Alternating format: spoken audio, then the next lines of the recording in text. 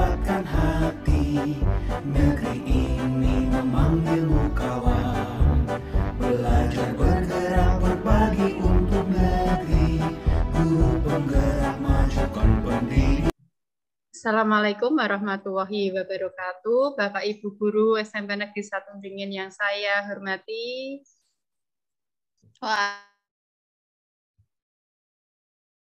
Waalaikumsalam warahmatullahi wabarakatuh. Ya, selamat siang Bapak Ibu. Sebelumnya saya ucapkan banyak terima kasih atas kesediaan waktunya untuk mengikuti Zoom meeting pada siang hari ini terkait dengan tugas saya dalam melakukan aksi nyata di modul 1.4, di mana saya akan melakukan sharing Bapak Ibu, berbagi cerita, berbagi pengalaman atas ilmu yang saya terima di pendidikan guru penggerak di modul 1.4 ini. Ya, sebelum kita mulai ke materi, saya ingin sapa-sapa dulu. Bu Khoir. Sehat ya, Bu ya? Alhamdulillah sehat walafiat. Ya, alhamdulillah. Bu Marta. Terima kasih sudah join. Sama-sama Bu Cahya. Ya, Bu Liana. Selamat siang Bu Liana. Iya, Bu Cahya. Ya, terima kasih sudah meluangkan waktunya. Bu Latifah. Assalamualaikum. Waalaikumsalam. Ya, terima kasih Bapak Ibu semua. Oke, sebelum kita lanjutkan, alangkah baiknya kita awali dengan berdoa terlebih dahulu. Bapak Ibu, mari kita awali kegiatan Zoom meeting hari ini dengan berdoa. Mungkin bisa dipimpin oleh salah satu Bu Khair selaku guru pendidikan agama Islam di SMP Negeri 1 Beringin. Kami persilakan untuk memimpin doa.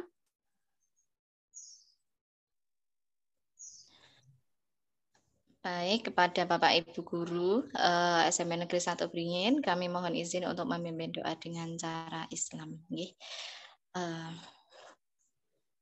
Bismillahirrahmanirrahim. Alhamdulillahirrabbilalamin. Wassalatu wassalamu ala asrofil anbiya'i wal mursalin. Alhamdulillahirrabbilalamin. Hamdan na'imin, hamdan syakirin, hamdan yuafi ni'amahu wa yukafi'u mazidah. Ya Rabbana lakal hamdu kama yanbaghi li jalali wajhikal karim Adimi sultanik. Allahumma sholli ala sayyidina Muhammad wa ala ali sayyidina Muhammad. Ya Allah, ya Tuhan kami, lancarkanlah acara Bu Cahya pada siang hari ini. Semoga sosialisasi atau penularan ilmu dari CGP ini bisa bermanfaat kepada Bapak Ibu Guru semuanya ke depannya. Rabbana atina fid dunya hasanah wa fil akhirati hasanah wa qina adzabannar. Subhana rabbika rabbil izzati amma yasifun wa salamun alal mursalin walhamdulillahi rabbil alamin. Fatihah. Ya, terima kasih Bu Khairul Bariyah sudah memimpin doa di acara kita siang hari ini. Baik, langsung saja saya akan menyampaikan pemaparan materi pada siang hari ini. Bapak Ibu. Oke, apakah share screen saya sudah muncul? Sudah Bu Cahya. Untuk pada siang hari ini saya akan menyampaikan modul budaya positif Bapak Ibu, tema dari pembahasan pada siang hari ini.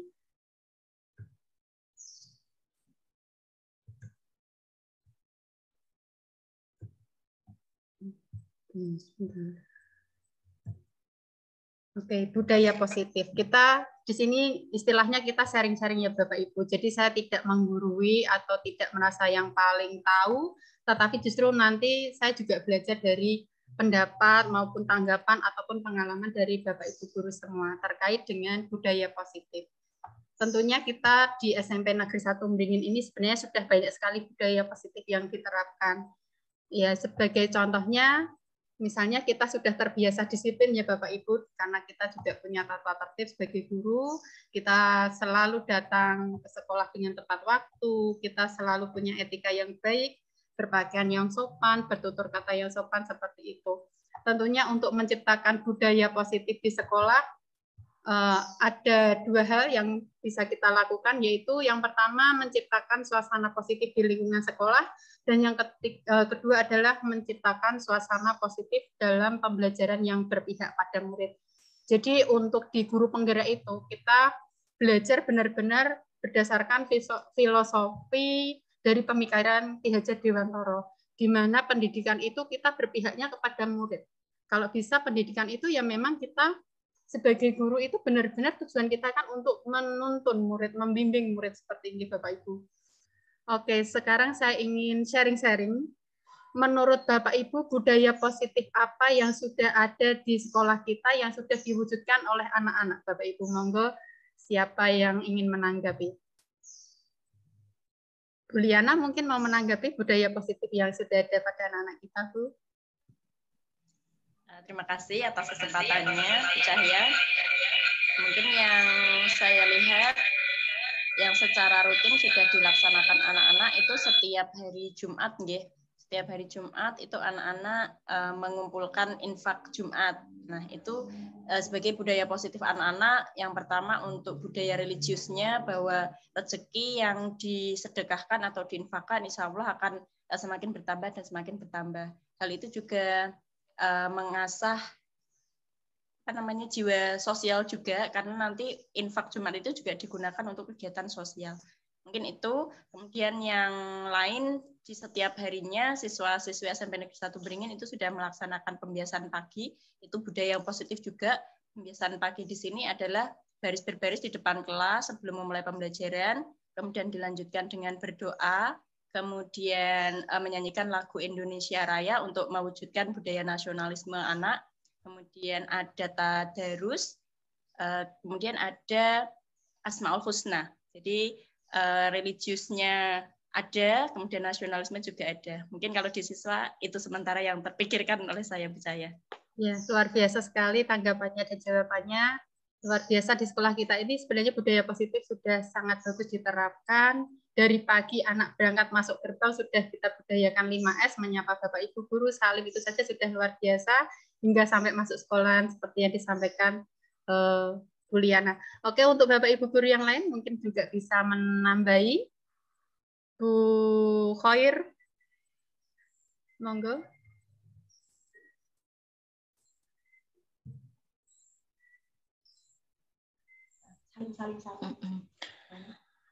Budaya positif yang lain saya rasa seperti sudah disampaikan oleh Bu Cahya tadi, jadi setiap pagi anak-anak datang ke sekolah bersalaman dengan Bapak Ibu guru, walaupun hanya perwakilan Bapak Ibu guru piket, tapi itu sudah menunjukkan bahwa anak itu menghormati Bapak Ibu guru yang mengajar mereka. Kemudian yang kedua, adanya sapaan. Saya melihat di sini itu siswa ketika bertemu dengan Bapak Ibu guru itu menyapa terlebih dahulu, misalkan memanggil dengan nama Bu Cahya, Bu Hoir, kemudian Bu Liana dan lain sebagainya. Itu menunjukkan bahwa anak itu benar-benar dekat dengan kita. Mungkin kalau anak itu kurang dekat dengan kita ya Bu, itu kan mau menyapa saja enggan. Kadang mungkin di sekolah lain ya, enggak di sini itu ketemu Bapak Ibu gurunya mungkin di luar lingkungan sekolah, mereka malah justru pura-pura tidak melihat. Tapi kalau di sini, alhamdulillah anak-anak ketika bertemu dengan Bapak Ibu guru, walaupun itu di lingkungan sekolah, di luar jam pelajaran, atau mungkin ketika sudah jam pulang sekolah atau di luar sekolah, mereka tetap menyapa Bapak Ibu gurunya. Mungkin itu Bu Cahya yang bisa sedikit saya tambahkan. Ya, terima kasih banyak Bu Khoir. Oke, mungkin tambah satu lagi, Bu Latifah selaku guru yang juga di koperasi, anak-anak budaya positifnya buang sampah di tempatnya ya Bu ya. Mungkin bisa sharing di sini Bu Latifah, monggo. Iya, kalau untuk buang sampah ini kebiasaan positif yang sedang berproses. Kami sudah mulai dengan tempat sampah yang anorganik dan organik. Jadi untuk sampah-sampah yang anorganik seperti botol, plastik, dan sampah yang susah untuk diuraikan ke anorganik. Dan sampah yang organik seperti daun itu sudah jadi satu. Nah, untuk selanjutnya, untuk proyek selanjutnya itu ada untuk pengolahan sampah seperti yang anorganik itu akan dibuat kompos. Seperti itu. Ini sedang progres. Begitu, Bu. Ya, terima kasih Bu Latifah. Budaya positif yang luar biasa. Kita peduli dengan sampah ketika sampah tidak menjadi bahan yang sia-sia, tetapi justru nanti bisa dimanfaatkan untuk hal positif. Baik, terima kasih. Saya lanjutkan, Bapak Ibu. Jadi, tadi kita sudah membahas banyak hal tentang budaya positif. Kemudian untuk selanjutnya yaitu tentang suasana belajar yang berpihak pada murid. Nah, berdasarkan modul 1.4, ini saya mengutipnya, jadi ada beberapa hal yang bisa kita wujudkan untuk menciptakan suasana belajar yang berpihak pada murid.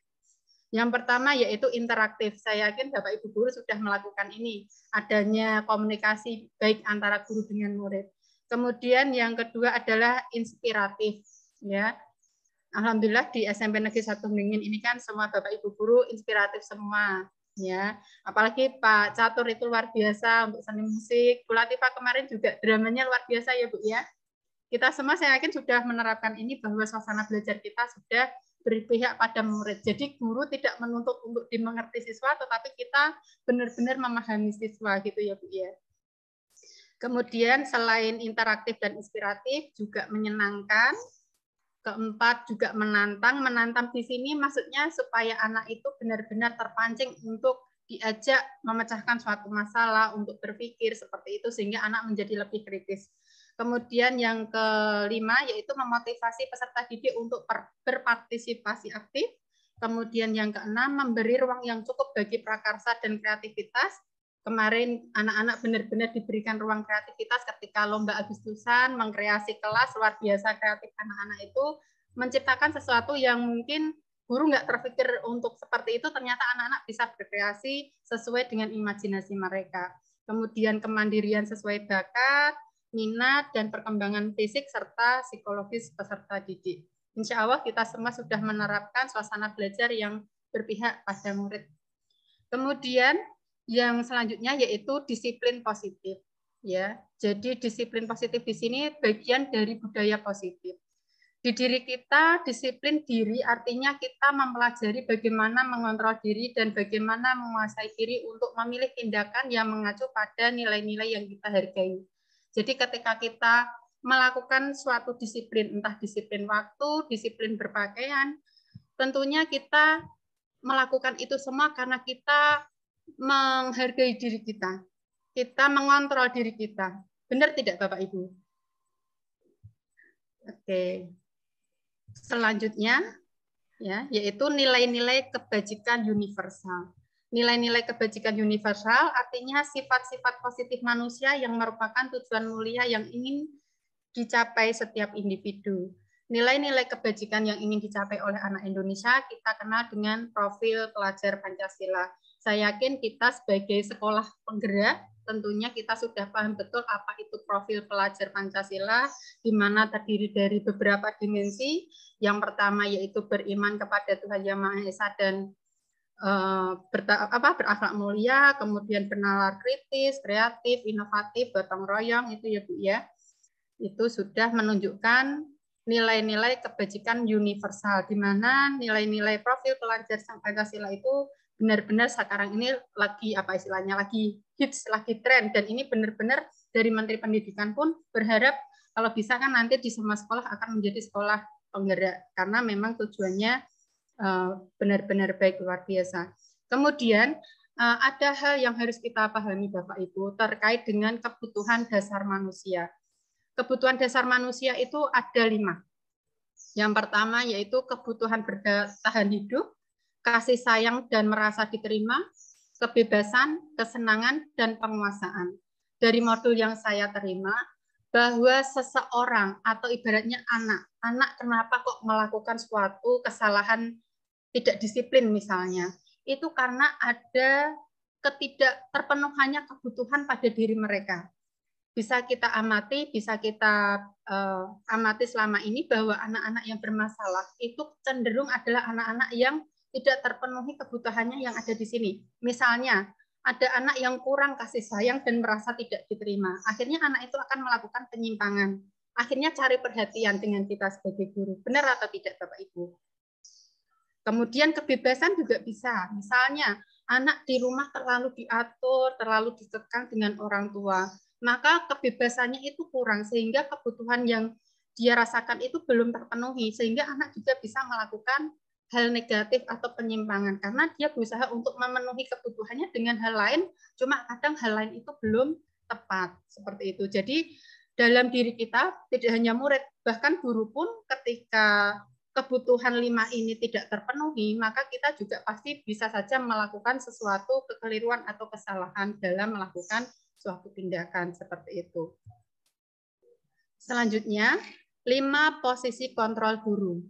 Nah, ini benar-benar ketika ini dibahas kemarin di modul 1.4, ini menjadi refleksi saya Bapak Ibu, apalagi sebagai guru, saat ini saya masih sering di fase saya sebagai penghukum, pembuat merasa bersalah, menjadi teman, alhamdulillah sudah mulai saya lakukan, tetapi ternyata ini semua belum tepat. Ketika saya memposisikan, saya masih berpikiran, anak yang salah sebaiknya saya hukum supaya berubah sikap. Ternyata ini ada kelemahan. Itu tidak menuntaskan masalah, justru bisa saja menambah masalah pada anak.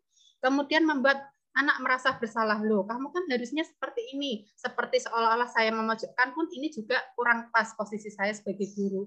Kemudian menjadi teman. Saya awalnya pernah berpikir dengan saya menjadi teman yang baik untuk anak-anak bisa akrab dengan saya sehingga saya mudah mengendalikan. Ternyata ini pun juga ada kelemahan.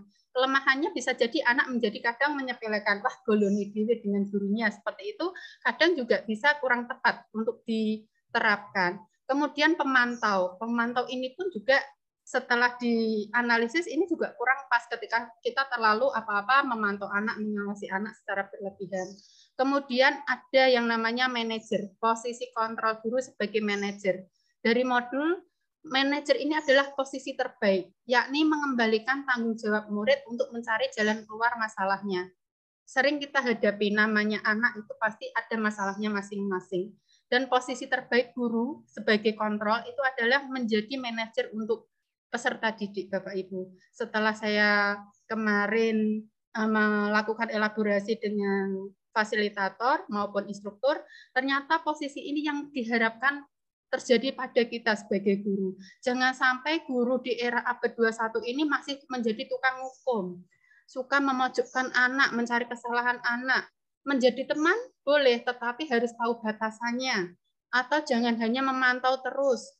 Nah, yang paling disarankan adalah kita harus bisa bersikap menjadi manajer. Jadi posisi kontrol guru sebagai manajer, begitu Bapak Ibu. Kemudian teori motivasi perilaku manusia. Ketika kita melakukan sesuatu hal, tentunya ada motivasinya, ada alasannya, ada penyebabnya. Di sini ada pernyataan, jika Anda diselipin dalam bekerja, apa motivasinya? Apakah untuk menghindari ketidaknyamanan atau takut dihukum? Jika itu terjadi, apa? Apabila saya tidak melakukannya, apa yang akan terjadi? Kemudian yang kedua, untuk mendapatkan imbalan dari orang lain atau institusi. Dan yang ketiga, untuk menghargai diri sendiri.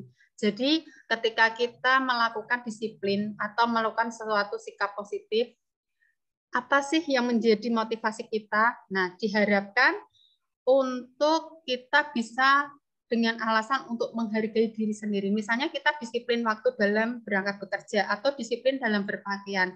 Jangan karena untuk menghindari ketidaknyamanan atau takut dihukum. Atau jangan hanya sekedar supaya dapat pujian atau imbalan dari orang lain, tetapi kita harus berusaha untuk bisa menghargai diri sendiri sehingga menganggap disiplin diri itu adalah sebuah kebutuhan kita. Jadi bukan tanpa beban, bukan karena takut dihukum atau supaya kita dipuji, tetapi karena itu bagian dari kita menghargai diri sendiri. Dan hal inilah pula yang harus kita terapkan kepada anak-anak kita, peserta didik kita. Jadi ketika mereka membuat kesalahan, jangan karena supaya mereka takut hukuman atau supaya mereka dipuji, tetapi kita diminta untuk mengajak mereka supaya menghargai diri mereka sendiri. Dengan menganggap disiplin itu sebagai kebutuhan, maka mereka akan menghargai diri sendiri. Oh, ternyata ketika saya disiplin, ya saya menghargai diri saya sendiri, bukan karena serta-merta takut hukum guru atau supaya saya dipuji guru, itu tidak. Ini yang harus kita berusaha bersama-sama Bapak Ibu, dan saya pun juga kadang masih merasa ini tidak sesuatu yang mudah, karena ya hampir di suatu momen kadang kita lepas kontrol. Ada anak yang membuat kesalahan, akhirnya kita dengan emosional, kadang kita langsung membuat hukuman dan sebagainya. Nah, ini memang harus kita belajar bersama-sama Bapak Ibu untuk menerapkan budaya positif, disiplin positif ini. Nah, kemudian kemarin juga dijelaskan terkait dengan apa sih bedanya hukuman, konsekuensi, dan restitusi. Dalam kita menyikapi kesalahan anak atau anak yang melanggar peraturan atau anak yang tidak mengerjakan tugas, kita sering cenderung mengambil keputusan pertama adalah hukuman. Hukum dengan anggapan bahwa dengan dihukum nanti anak akan berubah. Nah, ternyata dari pemateri kemarin saya bersama teman-teman itu dibukakan pikirannya, hatinya, dan dimohon untuk coba direnungkan. Apakah hukuman itu satu-satunya solusi untuk mengubah perilaku anak? Nah, kadang kita lebih cenderung mudah mengambil keputusan mengambil hukuman. Kalau tidak juga kadang kita melakukan konsekuensi. Kalau hukuman kan kadang kita menyuruh anak, oke, kamu melakukan apa untuk menebus, ibaratnya menebus kesalahan yang dia lakukan. Kemudian kalau konsekuensi, misalnya kita memberikan tanggung jawab diminta apa seperti itu. Ternyata ada hal baru ini bagi saya adalah hal baru Bapak Ibu terkait dengan restitusi. Kata restitusi ini saya juga baru mendengarnya sekarang. Jadi restitusi ini adalah merupakan langkah yang dilakukan guru untuk mendisiplinkan murid terbaik Bapak Ibu. Jadi restitusi itu adalah upaya yang dapat dilakukan dalam membangun budaya positif di sekolah. Jadi di sini dipaparkan ada 9 ciri-ciri restitusi. Restitusi yang pertama yaitu ciri-cirinya bukan untuk menebus kesalahan, namun untuk belajar dari kesalahan. Jadi ketika anak membuat salah, jangan ambil keputusan untuk dihukum. Kemarin disarankan seperti itu. Tetapi buatlah anak itu belajar dari kesalahannya. Jadi bukan untuk menebus. Kalau menebus besok dia bisa mengulanginya lagi, Bapak Ibu. Makanya mari bersama-sama diajak untuk belajar dari kesalahan supaya dia akhirnya menyadari itu sesuatu yang tidak benar dan anak itu berubahnya bukan karena takut, bukan karena takut diberi hukuman atau bukan karena supaya dipuji Bapak Ibu guru, tetapi supaya dia memang menganggap itu bagian dari menghargai dirinya sendiri, makanya dia belajar dari kesalahan. Kemudian yang kedua adalah memperbaiki hubungan. Jadi antara guru dan murid apabila ada sesuatu permasalahan yang pernah terjadi, alangkah baiknya memperbaiki hubungan. Jadi jangan sampai guru dan murid ada konflik seperti itu. Yang kemudian ketiga adalah tawaran, bukan paksaan. Jadi ketika kita misalnya ada anak bermasalah, kita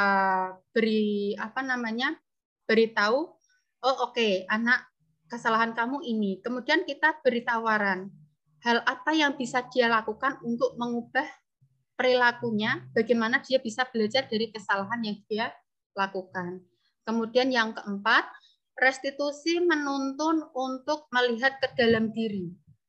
Maksudnya di sini adalah perilaku restitusi itu melihat ke dalam diri si anak. Kita harus tahu dulu ketika anak melakukan kesalahan, kira-kira penyebabnya apa, faktornya apa, ataukah ada kebutuhan dasar yang dia tidak dapatkan sehingga dia cari perhatian. Seperti tadi kan ada istilahnya kebutuhan kebebasan, misalnya anak selama ini merasa tidak mendapatkan kebebasan atau kurang kasih sayang, kesenangan dan lain sebagainya. Maka dari itu anak kadang mencari pelarian dengan melakukan hal-hal yang tidak pas seperti itu.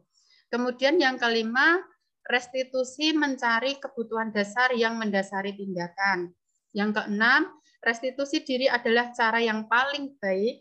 Kemudian yang ketujuh, restitusi fokus pada karakter, bukan tindakan. Jadi ketika kita mengambil keputusan untuk menangani anak, itu adalah untuk membentuk karakter yang lebih baik kepada anak, bukan sekedar untuk tindakan supaya dia berubah sikap hari ini, tapi belum tentu besoknya dia bisa berubah seperti itu, Bapak Ibu. Kemudian yang kedelapan adalah restitusi fokus pada solusi. Ketika anak bermasalah, kita mengajak anak untuk bersama-sama mencari solusinya apa supaya tidak mengulangi kesalahan yang sama. Kemudian yang kesembilan, restitusi mengembalikan murid yang berbuat salah pada kelompoknya. Jadi ketika anak melakukan kesalahan, kita belajar untuk membuat anak itu belajar dari kesalahannya, kemudian kembali lagi anak itu dikembalikan ke kelompoknya, dalam arti bisa diterima dengan baik dengan teman-temannya. Meskipun melakukan kesalahan, anak tersebut bisa kembali lagi dengan kondisi yang lebih baik seperti itu. Kemudian dalam segitiga restitusi ini ada tiga tahapan Bapak Ibu. Restitusi itu bagaimana tuh caranya? Ini juga awalnya saya juga penasaran. Bagaimana cara mewujudkan kita mengatasi anak tetapi tidak dengan menghukum, tidak memberikan konsekuensi, tapi disarankan melakukan restitusi. Tahap yang pertama yaitu dengan melakukan menstabilkan identitas. Dengan pernyataan-pernyataan, setiap orang pasti pernah melakukan kesalahan. Kamu bukan satu-satunya orang yang pernah melakukan kesalahan. Jadi ketika anak salah, kita menstabilkan kondisi dia terlebih dahulu anak tersebut. Oke, hal yang wajar, orang melakukan kesalahan, misalnya seperti itu. Kemudian tahap kedua yaitu validasi tindakan yang salah. Dengan pernyataan atau pertanyaan, kamu tentu punya alasan mengapa melakukan itu. Kemudian, adakah cara yang lebih efektif untuk mendapatkan apa yang kamu butuhkan? Jadi ketika anak salah, kita cari tahu dulu apa sih penyebab mereka melakukan kesalahan.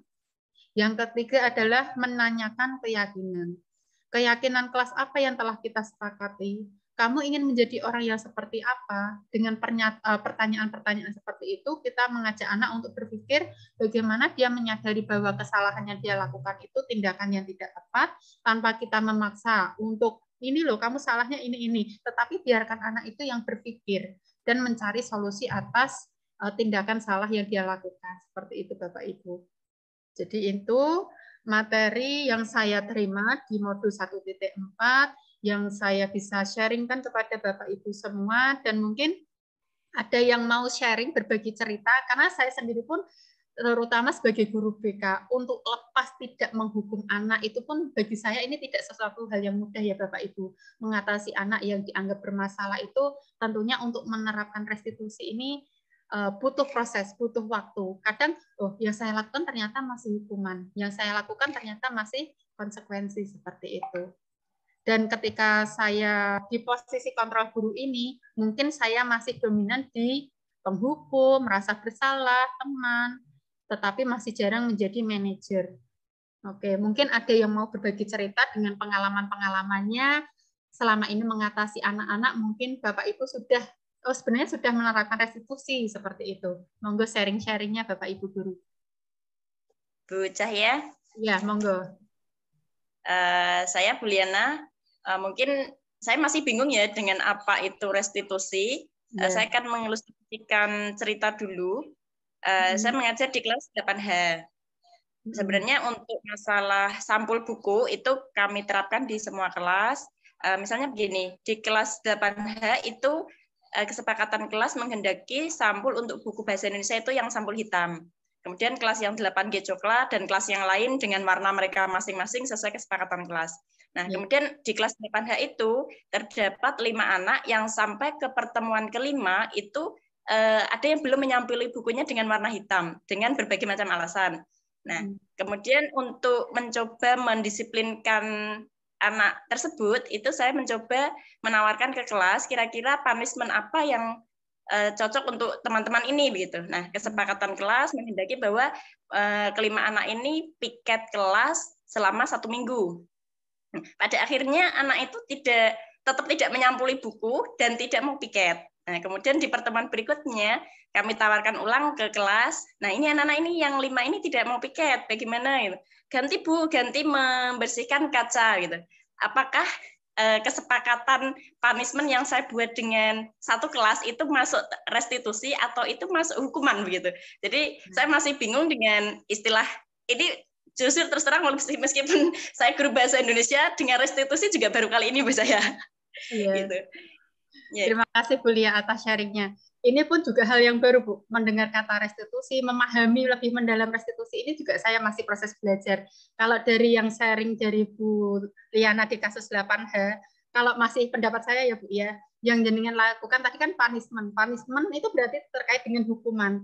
Sekali lagi bahwa hukuman itu belum solusi terbaik menurut modul 1.4 yang saya pelajari ya Bu. Karena menganggap hukuman itu masih belum menjadi apa ya? Kalau restitusi itu anak diajak berpikir bahwa itu bagian dari kebutuhan. Misalnya disuruh memberikan sampul pada buku. Bagaimana cara guru itu mengajak berpikir anak bahwa itu bagian dari kewajiban dia, kebutuhan dia. Kalau hanya hukuman, kadang anak melakukan sesuatu hal hanya karena takut dihukum. Kalau dia merasa nggak takut, ya sudah, dia tidak akan melakukan hal itu. Seperti itu. Jadi kalau dari sharing Bu Liana tadi, menurut saya ya, entah nanti mohon koreksi bersama, itu belum restitusi, tapi itu masih di fase hukuman atau konsekuensi. Kalau konsekuensi tadi kan ada tawaran ke teman-temannya, kira-kira dihukum apa? Itu kan konsekuensi karena dia tidak disiplin dengan kesepakatan kelas. Nah, kalau restitusi di sini mungkin bisa dengan yang pertama tadi kan ada 3 tahapan ya Bu ya. Dipanggil dulu 5 anak itu, ditanya dulu apa penyebabnya. Penyebabnya tadi Bu Liana sepertinya sudah tahu ya, apa Bu kalau boleh tahu penyebab anak-anak nggak menyampuli bukunya? Iya, salah satunya ada yang merasa sulit Bu cari sampul hitam gitu. Padahal sebenarnya saya sudah memberikan alternatif, tidak harus sampul buku yang kertas hitam atau kertas kado hitam, tidak. Sebenarnya menggunakan kertas kresek pun bisa. Tapi malu Bu, masuk kertas kresek nggak keren gitu. Terus ada yang lupa, ada yang ya apa namanya sudah titip teman tapi tidak dibelikan, macam-macam alasannya Bu. Sebenarnya sudah berusaha untuk mengarahkan anak mencari solusi ya Bu ya. Oke, ya. Karena makanya saya. Tapi karena memang ada punishment-nya sih kalau tidak disampuli dalam sekian waktu, memang itu punishment-nya dari kesepakatan kelas. Berarti itu masih termasuk punishment ya Bu ya? Ya, karena belum apa ya. Kalau restitusi itu kita diajak untuk bagaimana anak itu menemukan solusinya dan dia menganggap itu sebuah kebutuhan. Jadi contohnya kasus dari Bu Liana tadi, kan tadi masih punishment. Anak kalau masih merasa itu sebuah hukuman, belum bagian dari kebutuhan dia. Jadi bagaimana kita mengajak anak itu bagian dari kebutuhan. Kemudian diarahkan untuk mencari solusi. Sebenarnya Bu Liana sudah menuju restitusi dengan mengajak anak menemukan solusinya bagaimana. Hanya saja solusi yang diberikan Bu Liana belum diterima oleh anak-anak tersebut ya Bu ya. Masih cari alasan lagi seperti itu. Iya. Masih ke punishment. Ya. Berarti kalau restitusi itu saya memberikan pilihan-pilihan itu tadi, kemudian anak bisa memahami tanpa saya memberikan punishment, begitu berarti nggih? Iya, jadi restitusi itu tanpa punishment, tanpa konsekuensi, tanpa paksaan, anak nanti diajak untuk menentukan solusi dari kesalahan yang dia lakukan. Seperti itu. Dan ini memang lagi-lagi saya pun juga masih proses, Bu, belum tentu bisa untuk menerapkan itu. Ya, karena kita cenderung lebih mudah memberikan konsekuensi, hukuman, memberi solusi langsung, padahal harusnya anak itu coba diajak untuk dia yang menemukan solusinya sehingga dia akan melakukan. Kalau kita yang memberi solusi belum tentu diterima anak tersebut. Misalnya tadi kresek hitam ada penolakan seperti itu. Jadi harapannya anak itu harusnya kan juga bisa mengamati dari teman-temannya beli di mana atau bisa titip temannya dan sebagainya ya Bu ya. Jadi lebih ke pengarahan ke sana. Oke, terima kasih banyak Bu Liana atas sharingnya. Mungkin ada Bapak Ibu guru yang lain mau sharing. Bu Latifah ini yang biasanya jago dalam mengatasi anak-anaknya nih wali kelas juga. Monggo Bu Latifah mau sharing. Sudah melaksanakan restitusi. Assalamualaikum warahmatullahi wabarakatuh. Waalaikumsalam. Terima kasih Bu Cahaya atas waktunya. Ini saya juga belum terlalu paham ya dengan restitusi.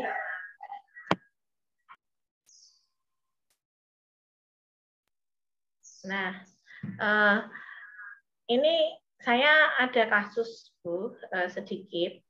Jadi ketika saya terapkan di kelas 9E ya, kan ada pelajaran saya hanya ketemu seminggu sekali.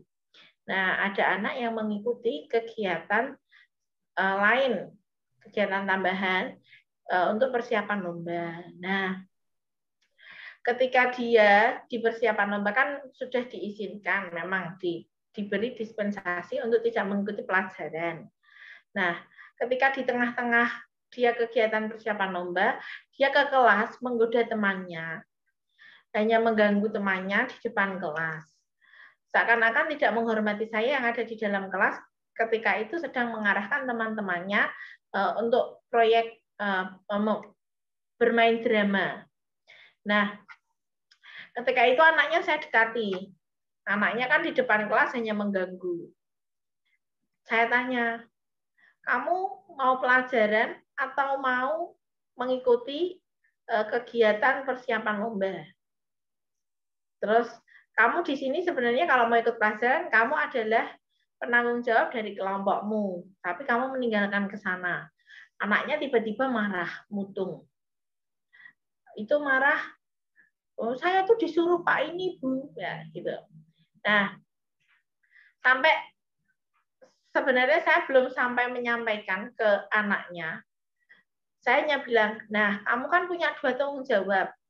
Di sana persiapan lomba, di sini juga tanggung jawabmu sebagai ketua kelompok. Gimana kamu pertanggungjawaban kamu di dalam kelas? Terus anaknya malah, lah saya kan disuruh Pak ini Bu, dan dia marah-marah keluar. Nah, ketika saya menanyakan itu kan saya sebenarnya mengembalikan tanggung jawabnya anak. Dia untuk biar berpikir gimana solusinya biar dapat keduanya. Tidak dalam artian karena ini tugasnya itu tidak harus seketika di kelas, tapi prosesnya itu bisa di rumah. Dan itu kan ketika drama itu kan prosesnya latihan-latihan. Tidak mungkin hanya di kelas saja, tapi yang paling banyak malah justru di rumah. Nah, ketika itu dapat aduan dari teman-temannya saya bahwa si anak tersebut itu meskipun di luar sekolah, di luar jam latihan untuk persiapan lomba, nah anak tersebut juga tidak mau untuk bekerja sama. Nah, ketika itu kan saya hanya baru sampai ke mengembalikan gimana kamu tuh tugasnya tanggung jawabnya di sini begini, di sana juga tanggung jawab begitu. Tapi dia marah-marah. Nah, kira-kira menurut Bu Cahya gimana ini? Kalau saya lihat tadi kan restitusinya dia mengembalikan dulu tanggung jawabnya ke anak sehingga dia nanti bisa mengetahui kebutuhannya, terus dia bisa menemukan solusinya gitu Bu. Nah, ini saya baru ke tahap ini loh tanggung jawabmu, saya beritahu iki di sini di kelasnya Bu Latifah kamu punya tanggung jawab sebagai ketua kelompok. Terus di sana kamu juga ini. Tapi anaknya sudah keburu marah. Terus gimana Bu? Kira-kira untuk menerapkan restitusinya agar anak itu juga enggak miskom. Nah, kalau udah marah-marah gini kan terus saya akhirnya terhenti untuk usaha saya untuk melakukan restitusi itu. Gitu, Bu. Ya, terima kasih Bu Latifah atas sharingnya. Jadi menurut saya sebenarnya Bu Latifah sudah melaksanakan restitusi, hanya saja belum final sampai akhir ya Bu ya. Tindakan anak saat ini apakah sudah ada ibaratnya inisiatif mengklarifikasi kesalahannya yang kemarin? Apakah ada perubahan sikap dari yang sebelumnya Bu Latifah? Untuk saat ini anaknya kalau menyadari kesalahan yang kemarin belum, malah cenderung dia mengadu ke guru guru pendamping lombanya. Nah, jadi terus akhirnya yang guru pendamping lombanya jadi marah juga gitu. Nah, saya juga ya sudahlah, akhirnya saya nggak jadi karena ketika itu dia memang fokus ke persiapan lombanya. Saya sudahlah gitu. Terus untuk setelah lomba selesai, anaknya ini sudah mengikuti pelajaran. Hanya saja memang karena itu kelompok ya, saya menanyakan ke anggota kelompoknya gimana dia sebagai ketua sudah menjalankan tugas atau belum. Ya teman-temannya gini, ya sudah Bu, sedikit, hanya saja memang tidak maksimal. Kemarin persiapan lomba si anak tersebut kurang mendampingi kita sebagai anggotanya, tidak mengarahkan dan yang lainnya. Seperti itu. Jadi dari teman-teman anggota kelompoknya merasa memang kurang maksimal si anak tersebut sebagai ketua kelompok. Gitu. Nah, kalau untuk saya sih tidak memberikan punishment ya anak tersebut, dia sudah ikut dan sudah kembali memenuhi tanggung jawabnya sebagai ketua meskipun tidak maksimal ya saya anggap sudah gitu saja. Ya, terima kasih Bu Latifah. Mungkin bisa dilihat di slide di poin kedua, Bu. Sebenarnya Bu Latifah kan sudah restitusi, hanya saja di poin kedua itu dalam memperbaiki hubungan kan belum selesai. Jadi belum ada tindak lanjut lagi untuk komunikasi ke anak, untuk komunikasinya. Kalau menurut saya ya Bu, ya mohon koreksi bersama, saya belum tentu benar juga di sini. Jadi kesalahan anak yang dilakukan kemarin kan ngambek marah sama Bu Latifah karena adanya miskomunikasi mungkin ya Bu ya. Nah mungkin selanjutnya restitusi yang belum dilakukan adalah di poin kedua ini dalam memperbaiki hubungan.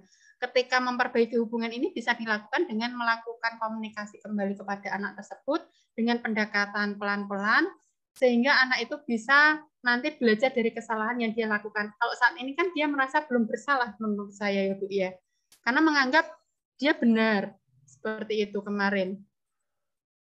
Gimana Bu Latifah menurut panjenengan? Mungkin kalau untuk memperbaiki hubungannya di sini meningkatkan komunikasi. Lah, nanti kalau ketika saya mencoba untuk berkomunikasi, terus saya menunjukkan kesalahannya, nanti kembalinya bukan ke restitusi ya, ke tadi apa yang sebelumnya Bu, selain ada hukuman konsekuensi yang memberikan apa memojokkan atau rasa bersalah itulah. Kan saya juga sebenarnya tidak sepenuhnya anaknya salah, mungkin ya karena memang ada kegiatan dan jangan memang anak itu belum bisa manajemen gimana toh tanggung jawabnya dia begini. Awalnya kan mau saya tunjukkan tapi keburu marah duluan. Nah ketika sudah nggak mood gitu kan saya juga ya sudah, orang anaknya sudah pergi, saya mau ngajar-ngajar malah saya ninggal kelas, kan jadinya ya sudah biar saja dulu. Nanti kalau sudah ternyata setelah kejadian itu juga anaknya belum merasa juga, ya sudah, karena sudah terlalu terlewati begitu saja. Saya bukan orang yang senang mengungkit-ungkit yang sudah, ya sudahlah. Ketika anak sudah tidak ada masalah, ketika dia masih mau masuk pelajaran saya, tidak merasa tidak terganggu atau nyaman-nyaman saja, ya saya juga berusaha untuk nyaman-nyaman saja lah. Nggak apa-apa, maksudnya anak itu ya kalau salah ya biasa, namanya masih anak-anak gitu. Betul. Ya, terima kasih Bu Latifah. Jadi benar tadi, maksudnya Bu Latifah tadi berusaha untuk tidak menjadi posisi kontrol, tidak memojokkan, tidak merasa bersalah, itu tadi ya Bu ya, maksud jenengan tadi ya. Oke. Dan harapan kita semua antara guru dan murid tentunya bisa bersama-sama, duduk bersama untuk menemukan solusi. Jadi memang ini saya pun juga masih PR, masih proses belajar lagi Bu, dalam menangani siswa-siswa yang bermasalah. Kadang kan kita punya yang namanya emosional sesaat gitu ya Bu ya. Nah ini yang harus kita juga belajar untuk mengontrol diri juga. Oke, mungkin dari Bapak Ibu guru yang lain mau berbagi sharing atau sudah punya pengalaman restitusi itu ya seperti ini loh, supaya kita itu tidak memojokkan anak, supaya tidak serta-merta memberi hukuman. Jadi mengubah perilaku anak tanpa menghukum itu sebenarnya bisa gitu. Mungkin ada pengalaman dari Bapak Ibu guru yang lain, Bu Khair mungkin dari PAI ini kan dari sisi religius mungkin punya trik tersendiri. Monggo Bu Khair berbagi triknya, tipsnya dalam penerapan restitusi terhadap peserta didik kita. Baik Bu Cahya, saya kurang tahu apakah ini restitusi atau bukan, karena jujur saja saya dengar kata restitusi juga baru hari ini dari Bu Cahya ya. Mungkin dari pembelajaran yang saya lakukan sih Bu, ini bukan merubah sepenuhnya sikap siswa, bukan. Hanya saja ya kemampuan mungkin ya Bu ya. Kemampuan yang dimiliki siswa. Jadi kalau di pembelajaran PAI itu setiap awal semester itu pasti ada seperti semacam tagihan membaca Al-Quran, itu pasti ada Bu. Baik itu di level 7, 8, ataupun 9 itu pasti ada. Nah di sini banyak sekali kami menemukan siswa-siswa yang memang mohon maaf kemampuannya itu bisa dikatakan dia nggak bisa ngaji sama sekali. Nah, di situ kadang kita sempat sebel juga sih. Loh, udah SMP kok nggak bisa ngaji sih? Udah SMP, kamu tuh udah besar, tapi baca Iqra aja nggak bisa.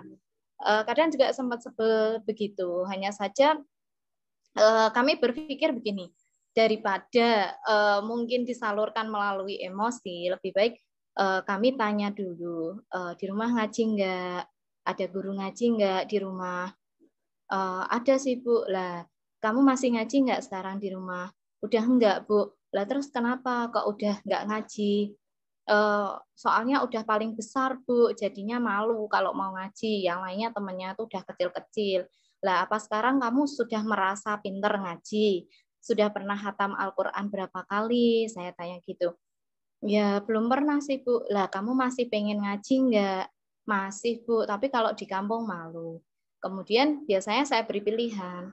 Gini, Bu Hoir punya pilihan. Kamu mau diajari Bu Hoir di sekolah, atau kamu minta belajar dari temenmu yang kamu anggap sudah bisa ngaji, atau ngaji lagi di kampung. Saya yakin kok Mbak Mas, kalau di kampung itu ngaji juga masih gratis ya, insya Allah kalau sama Bu Hoir, sama teman-teman kamu, itu juga nggak bayar. Saya bilang gitu. Fungsinya untuk apa sih kok Bu Hoir itu ngajak kamu untuk ayo ngaji, itu juga fungsinya juga untuk kamu sendiri, keuntungannya itu juga untuk kamu sendiri. Coba kamu pikir, nanti kalau kamu sudah menikah, kewajiban untuk mengajarkan ngaji kepada anakmu itu ada di kamu loh Mas, ada di kamu loh Mbak. Kalau kamu orang tuanya saja nggak bisa ngaji, gimana anakmu nanti? Kamu pengen tuh anakmu bisa ngaji juga. Nanti kalau suatu saat orang tuamu meninggal, siapa yang akan mengajikan kalau kamu sendiri nggak bisa ngaji? Masa selamanya harus mengandalkan? Kalau sudah kayak gitu, anak-anak itu sudah mulai ini Bu Cahya, seperti sadar ya, oh ya ternyata ngaji itu penting buat aku. Jadi mereka terserah mereka mau milih, mau diajari saya ya saya ajari mungkin 1 atau 2 menit saja di kelas. Tapi kalau misalkan mereka memilih untuk saya diajari temen ini aja Bu, ya silahkan. Saya tidak memaksa untuk selalu belajar ngaji dengan saya. Apakah seperti itu restitusi atau bukan, saya juga jujur belum terlalu paham ya Bu Cahya ya. Itu saja mungkin sharing dari saya Bu Cahya. Ya, terima kasih banyak Bu Hoir. Luar biasa pengalaman ya. Kalau menurut saya ini sudah restitusi Bu, karena Bu Hoir tadi kan menyadarkan anak bahwa itu bukanlah sesuatu apa ya, intinya itu kebutuhan anak itu sendiri, sehingga Bu Hoir kan mengajak pikiran mereka untuk bahwa ini tuh bagian dari kebutuhan mereka, sehingga restitusi itu muncul. Jadi kalau menurut saya ya, yang sudah Bu Hoir terapkan itu sudah restitusi, begitu Bapak Ibu. Ya, luar biasa untuk sharing-sharing hari ini dari materi yang tadi sudah kita bahas bersama, dari budaya positif, dari kebutuhan dasar manusia, terus kita tadi juga membedakan antara hukuman, konsekuensi, dan restitusi. Harapan kita bersama tentunya ini menjadi ilmu baru untuk kita ya Bapak Ibu, dan mari kita sama-sama belajar untuk bisa menjadi guru yang berpihak pada murid, guru yang benar-benar memahami bahwa segala sesuatu itu tujuan kita kan mendidik, menuntun mereka supaya bisa menjadi anak yang lebih baik, dan kita berusaha untuk hindari hukuman, hindari konsekuensi, mari kita lakukan restitusi. Setuju ya Bapak Ibu? Setuju Bu Cahya. Oke, terima kasih. Baik, menurut saya sudah cukup banyak sekali pengalamannya di-sharingkan oleh Bapak Ibu Guru. Ada yang mau mungkin menambahi? Cukup ya? Cukup saya rasa Bu. Sedikit. Ya. Sudah buka dulu. Ya. Monggo. Saya merasa mungkin ada pesan-kesan atau tanggapan dari materi pada sore hari ini, monggo Bapak Ibu Guru sebagai penutup sebelum ini diakhiri. Mungkin ada tanggapan atau saran pesan dari materi yang kita bahas pada sore hari ini.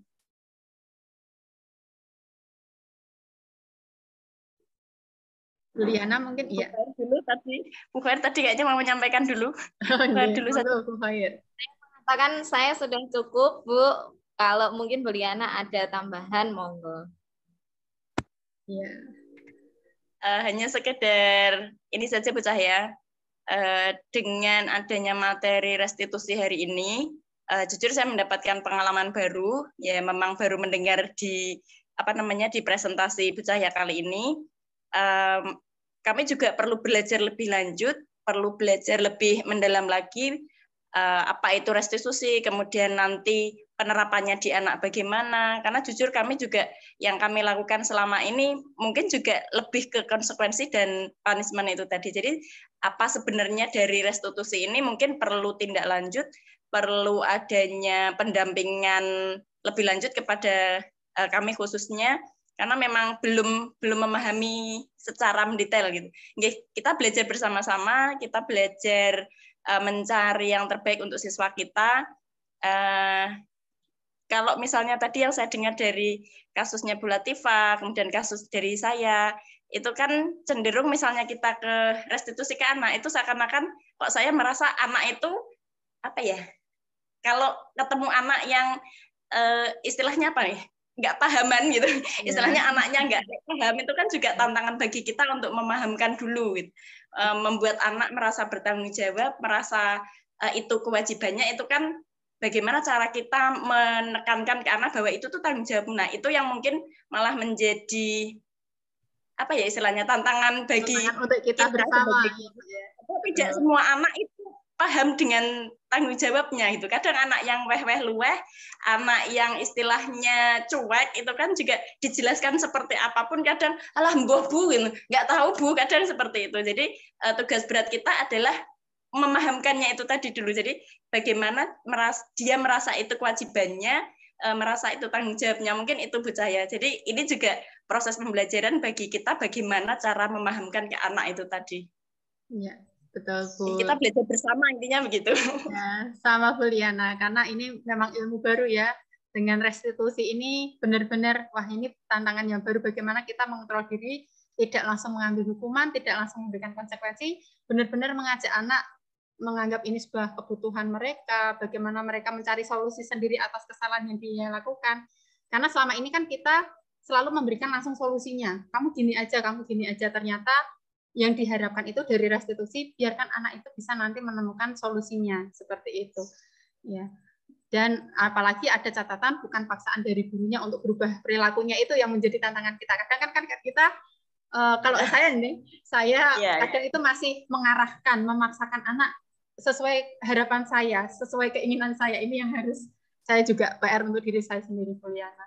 Okay. Karena tidak semua anak itu langsung paham, bahkan kadang SMP misalnya kelas 7, kelas 8, bahkan dia membaca saja masih mengeja. Nah, anak-anak seperti itu kan mau dipahamkan seperti apa kalau kita mengarahkannya tidak benar caranya, ya dia tidak akan paham. Jadi memang ini benar-benar tantangan untuk kita untuk melaksanakan restitusi ini benar-benar. Dan nanti kan di setiap anak juga nanti cara memahamkannya juga akan berbeda.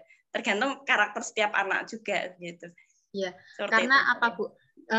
Di sini itu kata kuncinya kan ada kata berpihak pada murid, dan kata berpihak pada murid ini tidak sesuatu hal yang mudah Bu. Berdasarkan pemikiran Ki Hajar Dewantara itu diibaratkan seperti ini kemarin. Ibaratnya orang menanam padi, tanamlah padi sesuai padi, tanamlah jagung seperti jagung. Jadi tidak mungkin padi akan tumbuh jagung. Atau ibaratnya ikan jangan dipaksa untuk terbang, karena ikan nggak akan pernah bisa terbang. Jadi untuk memahami anak secara menyeluruh, memahami anak supaya paham dengan yang kita mau itu juga tidak mudah juga. Karena ini lagi-lagi kita harus banyak belajar banyak hal ya Bu ya, terkait bagaimana sih supaya bisa berpihak pada murid dan membantu anak menyadarkan ini loh kebutuhan mereka, kewajiban mereka. Ini memang tantangan kita bersama. Ya, gitu. Terima kasih banyak Bu Liana dan Bapak Ibu guru yang lain, Bu Latifah, Bu Khair, Bu Marta, Bu Ida, Pak Ali, Pak Catur yang luar biasa meluangkan waktunya pada sore hari ini untuk kita sharing bersama di bab budaya positif. Kita tadi sudah membahas banyak hal dan mungkin bisa kita lakukan sharing-sharing lagi di lain kesempatan ketika nanti di ruang guru atau ketika berjumpa lagi dalam mengatasi anak, kita bisa belajar bersama untuk menerapkan restitusi. Begitu Bapak Ibu, saya rasa cukup untuk pertemuan pada hari ini. Ya, baik. Bisa kita tutup ya Bapak Ibu ya. Waktunya juga sudah sore. Tentunya Bapak Ibu sudah saatnya kembali bersama keluarga tercinta. Baik. Mari kita akhiri dengan berdoa. Kalau tadi sudah dengan Bu Khair, mungkin bisa ditutup berdoa oleh Bu Latifah. Monggo Bu Latifah.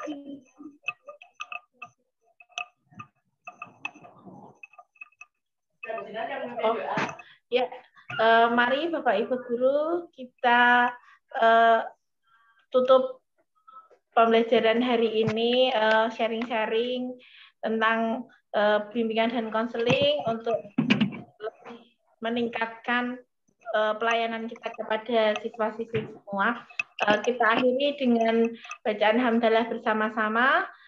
Alhamdulillahirabbil alamin. Terima kasih banyak Bu Latifah, terima kasih pada Bapak Ibu guru semua. Saya tutup. Wassalamualaikum warahmatullahi wabarakatuh.